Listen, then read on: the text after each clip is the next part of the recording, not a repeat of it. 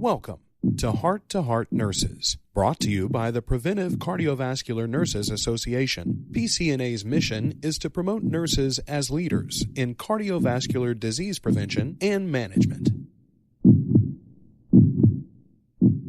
I'd like to welcome our audience today, and I'd also like to welcome our guest, Cindy Lamendola. Cindy, could you introduce yourself to our audience, please? Hi, everyone. This is Cindy Lamendola. I'm a nurse practitioner and at Stanford University and Stanford Healthcare. I have a 25% position in clinical practice with cardiovascular patients with lipid disorders and other heart disease disorders. And I have a 75% position in research, which I've done for 25 years, or maybe longer, actually. And I'm very proud to say I'm a founding board member of PCNA, which I'm very, very proud of. And we're having a wonderful year, and we have a lot to talk about. We definitely do, Cindy. Thanks so very much for joining us today. And thank you also from the bottom of our hearts for being one of the key founders of PCNA and starting our organization off on its trajectory. And we're so excited to have you here today. I know that you have a multitude of passions when it comes to cardiovascular care, but one of the key things that we have talked about most recently includes the link between diabetes and cardiovascular disease. And I'm hoping you could talk just a little bit about how we can help both providers and patients make that connection a little bit more strongly so that we can set our patients up for better success. Yes, thank you for that introduction to that very important topic. In doing a little bit of preparation for today, I was reading a review article that is in Diabetes Care about that it really wasn't until the 1960s and 70s that we even started to see the relationship between cardiovascular disease and diabetes. And I know for many people that's like a long time ago, but for some of us it feels like, really, you'd think we would have known about that so many years before that. And now we think it's very obvious. Oh, of course people with diabetes understand that they have a high risk for cardiovascular disease. Or, of course, providers are telling their patients, not only do we need to get your diabetes under control, but we need to get all your cardiovascular risk factors because this is your highest risk. Patients with diabetes are more scared or more concerned about kidney disease, to be honest with you, about glucose not being well controlled and that they might lose one of their limbs. That really is, if you ask them what they're most concerned about, those are the two things. They don't really see that heart disease, or we should say cardiovascular disease, is really the number one issue for them. And so there are a lot of campaigns out there trying to link this with the provider and the patient. Because interestingly, also, it's not that providers aren't aware, but sometimes in their clinics, they're very, very busy. And so then the focus or just the message to patients is, well, we're getting your blood sugars under control and we're getting your blood pressure and your cholesterol, but it's because of you're at high risk for heart disease or, disease of the arteries in your legs or neck. So that's a big focus for us. I have been involved in several organizations as well as PCNA, and I'll go over later what we have done. So one of the groups that I was involved with as a liaison from PCNA was called the Global Heart Hub, and we developed a cardiovascular diabetes think tank and a call to action. And basically, it was advancing action through patient collaboration. It was an all-day meeting. It was all done through Zoom. And we were coming up with ideas, and these were people from all over the world, as to how to improve the knowledge of patients, getting knowledge out to patients and patients' knowledge about the relationship between cardiovascular disease and diabetes. So that was very important. There has been a paper released, and then we're going to be working on the next call to action. But these were nurses, physicians, patient advocates, so they kind of covered the whole realm of diabetes. There was also a group called No Diabetes by Heart through American Heart Association, which is I was on that committee for several years, and I think as we're doing today, we had podcasts, we have webcasts, and they did just a small survey, and it was very interesting. They looked at endocrinologists, cardiologists, nurse practitioners, physician assistants, and to see who was basically kind of aware of this relationship, which is that, well, come on, everybody knows. And it was interesting because a lot of people said they didn't really focus on that with their patients. They really focused just on whatever care they were giving that patient, whether it was cardiovascular or whether it was endocrinology. So I found that also very interesting, and I think it's also a good topic for our organization, PCNA, to step up and do more for in terms of educating both our professional groups and our patients. So I'm very proud of something that we did, and Geraldine, you were a big part of that. So something called Diabetes in Your Heart, Close Connections, and it is a piece for patients. And it's actually, well, it was in paper. I'm not sure if it's still available in paper, but it's also online. It's a wonderful piece talking about taking care of yourself, basically, from the patient's perspective, giving them tips on how to make changes and how to make behavioral health changes. And what I love about it is they can have it online. They can, have someone read it. They can, check a little word and it'll tell you what it means. And so it's very, very patient-oriented. I really love that piece. And then there's another little card that we put out, diabetes and cardiovascular disease for healthcare providers, which because there are so many medications that go together. So if you're seeing a patient with diabetes, you need to really know the diabetes medications they're on, and you also need to know the medications they need to be on for cardiovascular disease. And lo and behold, now there are several medications that cover both, which is great. And so we did a wonderful job and providing all that information on a little pocket card, but you also can find that online. And so we're in the midst of updating that. But so great information. I still think it's a topic that is going to be ongoing for many years. A lot of these medications are expensive, a lot of difficulty in getting people to get them. And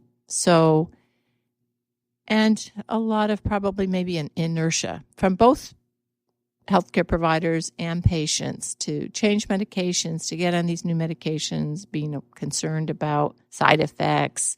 But I think we're moving in the right direction.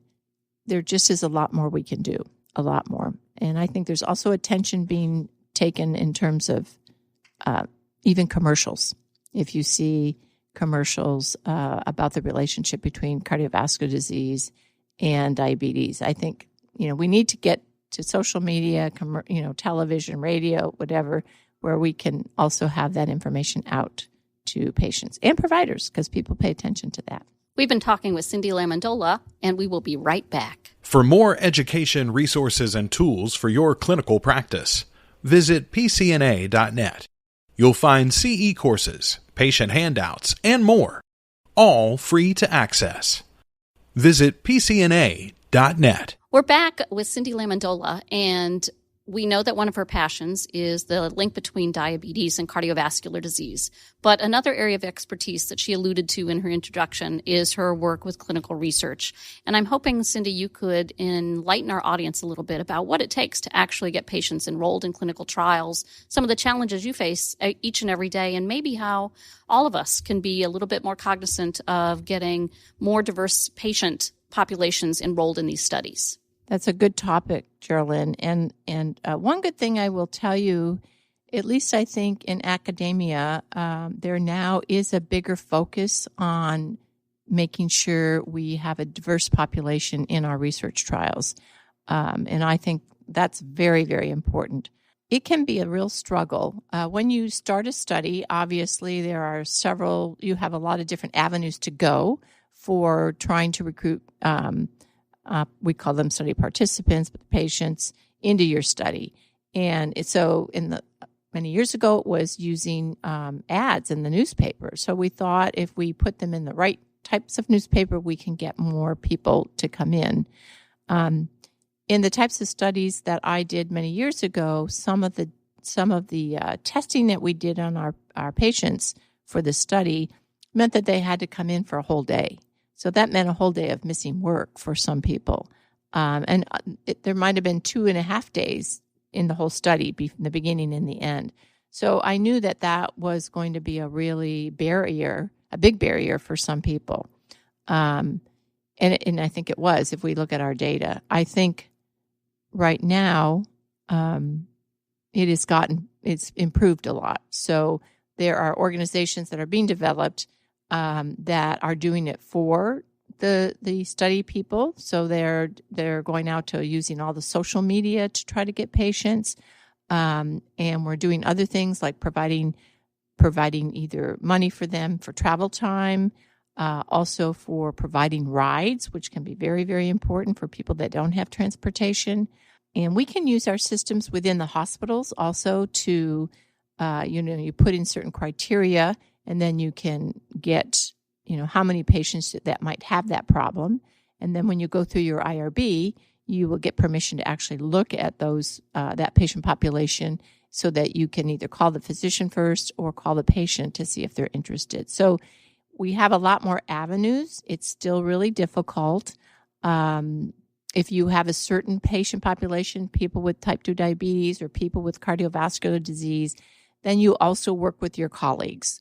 So we send out messages to our colleagues, constantly reminding them. When we have meetings, we present what our study is going to be about. So they'll be looking for those patients. But it's really the study coordinators and managers that are doing that, and the PIs are really focused. We meet once a week at least to make sure, how are you getting your patients? Are you calling people? Are they calling you back? And I think we still have a long ways to go to meet the diversity criteria. People want to be in these studies. They want to take advantage. They want that information for themselves and for their own social group. So, again, we go to TV commercials, and I've seen more commercials now where different ethnicities are talking about, well, I want to be in those studies too. And that also helps the patients to then go and ask their providers, are there any new studies out that I can participate? So I think all of those things, hopefully in the next, maybe as quick as 5 years, 10 years, I think we'll see a big change. Because we need more information like that, right? If you even think about the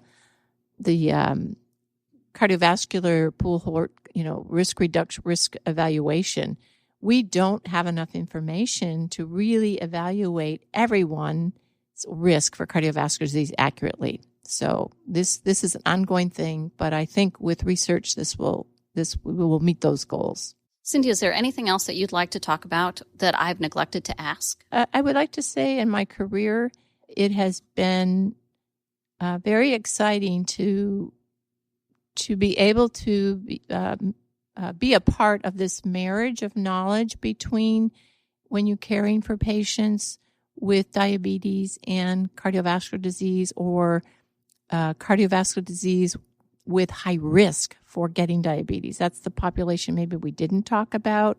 So there's a lot of people in our practices that have a lot of risk factors for type 2 diabetes.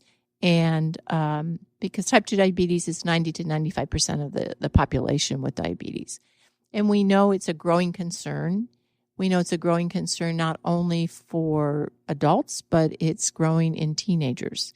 And it's very, very, actually, scary might be the word, that we as providers and practitioners need to take account of that.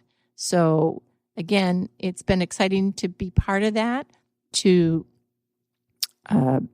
talk to people so that they're aware of their risks, to not only just look at your blood sugar, but also to let people know, yes, this is important, but it's just as important to let to talk about your cholesterol, to talk about your blood pressure, to see how your kidneys are doing.